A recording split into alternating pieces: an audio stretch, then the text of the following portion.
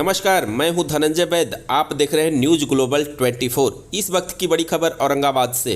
औरंगाबाद में 21 प्रत्याशियों के नामांकन में 12 हुए रद्द, 9 बचे मैदान में। औरंगाबाद जिला प्रशासन पर मनमानी करने का आरोप लगाया। औरंगाबाद लोकसभा निर्वाचन क्षेत्र संख्या 37 के अखिल हिंद थर्ड ब्लॉक क्रांतिकारी के उम्मीदवार के रूप में मैं हूं और मैं भी जैसे कि स्कूटनी कार्यालय में बैठ करके डीएम महोदय, निर्वाचन पदाधिकारी महोदय के समक्ष में बैठे हुए थे। उसमें से सभी साथियों को स्कूटनी में जो है से कि कुछ कॉलम खाली रहने के कारण जो है से कि छांटा गया है। उसमें माननीय महोदय, पूर्व सांसद महोदय सुशील बाबू, वर्तमान अभी बताऊंगा चुनाव हो रहा है, पूर्व सांसद महोदय माननीय सुशील बाबू को भी एक कॉलम खाली था। उसमें जो है कि महोदय जी और निर्वाचन पदाधिकारी के बीच में दोनों में झंझट हुई। झंझट होने के क्रम में फिर उनका फाइल निकला। फाइल होकर के फिर उनमें चेक हुआ। इसके बाद फिर जो है कि उन्होंने एक्सेप्ट किए।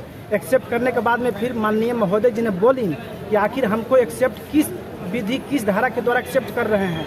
इसी के बाद फिर जैसे कि उन्होंने एक्सेप्ट करके फाइल को बंद कर दिए। जबकि निर्वाचन पदाधिकारी के स्टोनो थे, उनका नाम मैं नहीं जानता हूं, चेहरा थे सुशील बाबू, उनको डांटे हैं कि आपसे बातें नहीं हो रही है, हम निर्वाचन पदाधिकारी से बात कर रहे हैं, आप चुप रहिए। इसी के बाद इतना बात होने के बाद यह जैसे कि स्कूटनी का सेवा समाप्त कर दिया गया, बंद कर दिया गया। कितने लोग को रिजेक्ट किया गया? 12 लोगों का रिजेक्ट किया।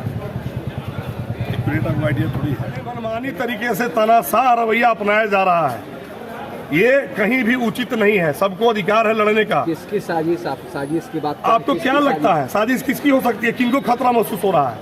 मुझसे किसको नुकसान हो सकता है? आप नाम लीजिए।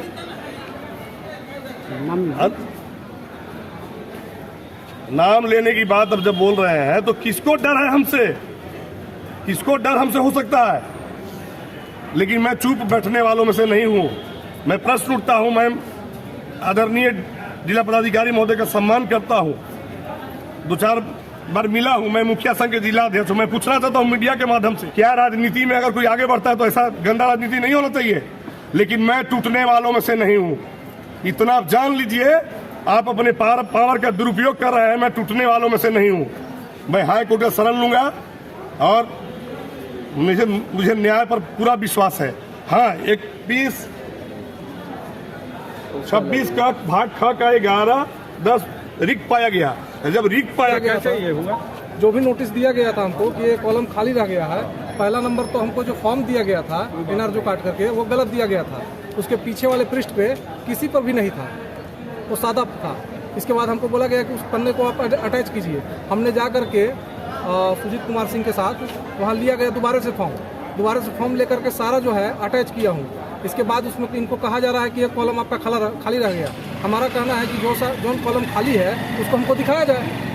अगर मान लीजिए हमारे सामने रख दिया जाएगा कि इस कॉलम को खाली है, ठीक है, हम मान लेंगे, स्वीकार करेंगे। लेकिन ऐसा कहीं भी नहीं हुआ है।